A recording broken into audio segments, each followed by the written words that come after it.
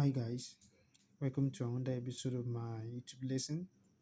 In today's video, we are going to be looking at how to write a good Iupac nomenclature of inorganic chemistry. You know that in chemistry, we can have three types of compound. We can have a trinary compound, whereby this compound we have going to have like three elements that will come together to form a compound. Three elements will come together to form a compound. Those compound we call them trinary compound. But some cases you can have two elements that will come together to form a compound, and a radical compound also it can be two elements, it can also be three elements, but most of the time it can be two elements whereby they are going to have a charge on top of them. They will have either negative or a positive, and most of the time they might behave as a single unit. So now the rules I have here is for the binary, it's for the binary, it's for use for naming the binary compound. So the first rules that we have here, they said that find the oxidation number of the first element. So after we have find the oxidation number of the first element, we are going to name the cations, because normally anytime you want to write a chemical formula, the metal is always written first. So name the cation, which is the metal first, using the element name. For example, if we are having metal sodium now, we are going to write the name sodium first, or we say the name of the sodium first. So after that, the next step we should write the oxidation number in Roman numeral. So in place, I'm placed, should be placed it in brackets. We are going to place it in brackets after we have find the oxidation number. Then we place the Roman figure that we get. We are going to write it in Roman figure and place it in bracket. The last one is that name the anions, which is going to be our second element, and modify the element name to ending in e.g. if it's nitrogen, and nitrogen will change to nitride, oxygen will change to oxide, sulfur will change to sulfide, and chlorine also change to chloride, and so on and so forth. So let's have a sample here. Let's say we are having sample one. Let's say we are having Fe2. This is ion. This Fe represents element ion, and C here represents element chlorine.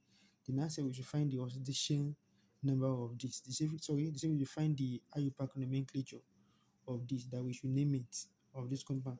So based on the principle, they say we are going to find the oxidation number of the first element. Like the first element will be unknown. So the first element is going to be X plus the oxidation state of chlorine is always -1. This is how I got it. Hydrogen, helium. Let me move it down. Hydrogen, helium, lithium, beryllium, boron, carbon, nitrogen, oxygen, fluorine, neon, sodium, magnesium, aluminum, silicon, phosphorus, sulfur, chlorine. So it's going to be high -1. So we're going to have -1 to the lost one electron. So we're going to put it there, -1, and the two that we have, we're going to have two here. So the oxidation state is going to be 0. So x minus 2 will equal to 0. So s will be equal to +2. So having find the oxidation state, so the next thing they said we should do is that name the cation first. So we are going to write the name of the cation, which is going to be ion. So the next one is that we should write the oxidation number in Roman numeral. So we're going to place it in brackets. So the answer that we get is 2. We're going to place it in bracket. And the last one, name the name of the cation and the anion, which is chlorine. So chlorine will change to chloride. So we are going to change it to chloride. Chlorine will change to chloride. So this is how you're going to be writing the Iupac nomenclature. So now in some cases, the words will be given, they're going to be given like this, whereby we ask us to change it to something like this. And this something that is normally common when anytime we are given a question in such a way that the question we have an equation. Okay. Now, like the question we have a chemical equation.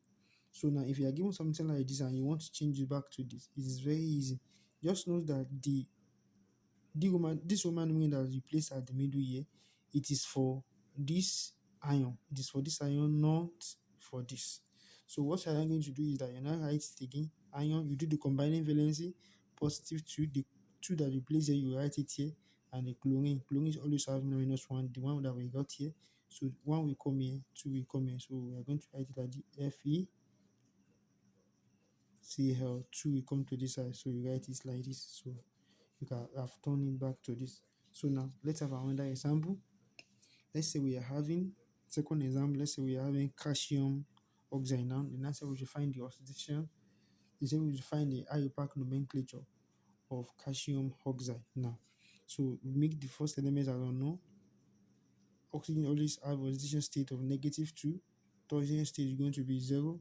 So x minus 2 will equal to 0. X will now be equal to +2. So having done this now, from the first principle, we are going to write the name of the element, first element first.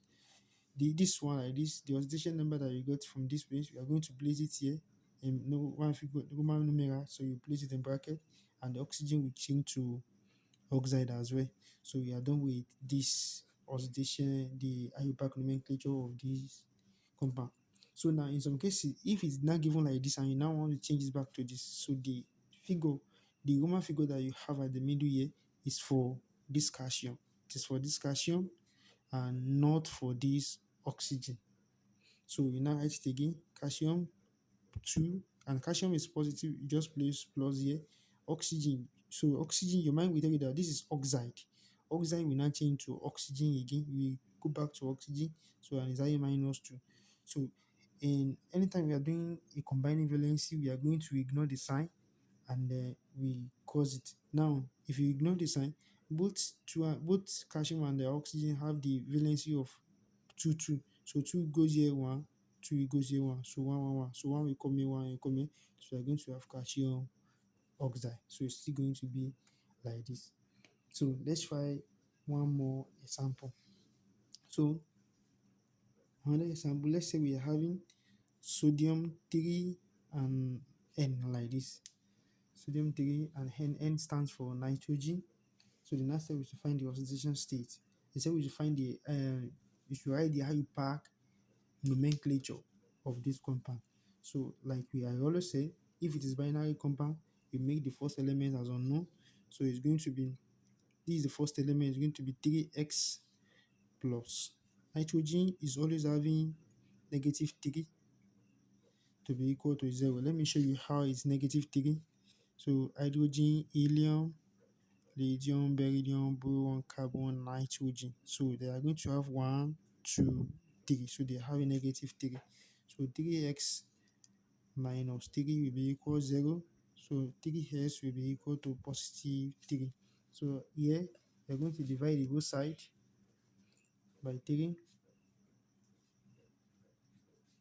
So x will be equal to +1. So now,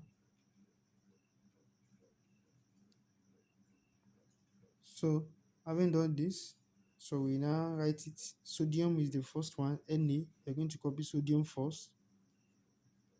We're going to copy sodium. This one that we are going to write is sodium 1. This is nitrogen. And don't forget, anytime we second element, they are going to change their name from nitrogen. If it is nitrogen, we change its name to nitrite. Can you see? To change the name to nitrite. So they change the name to nitrite. So we change into nitrite. So sodium 1 nitrite. So in some cases, you might want to change this back to, they might give you something like this and you want to change this back to this. It is very easy. The one at the middle here is for the sodium, not for the nitrogen here.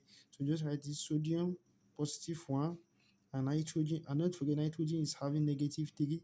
So ignore the sign, 3 will come here, 1 will come here. So you can still have sodium, 3N. So 3 will come here, 1 will come here. So this is what we call combining valency. So that is that. So if you are new to my YouTube channel, please kindly help me to subscribe to my YouTube channel if you enjoyed the video, in order for you to know when I post another video. Thank you.